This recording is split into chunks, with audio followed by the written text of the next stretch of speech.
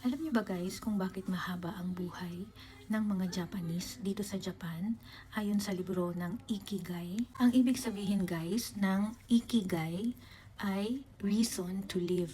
Para daw humaba ang buhay natin, dapat daw na may purpose ang existence natin dito sa mundong ibabaw.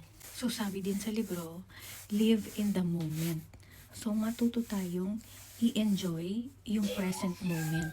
Huwag tayong masyadong mag-overthink sa future. Dapat na maging grateful tayo kung ano yung meron tayo at i-enjoy natin. Kahit na may edad na tayo, dapat hindi tayo humihinto sa paggalaw or dapat nag-exercise tayo kahit yung simpleng paglalakad lang.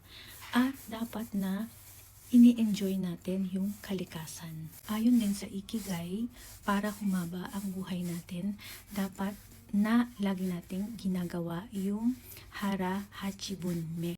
Ang ibig sabihin, kapag kakain tayo, huwag tayong magpapakabusog.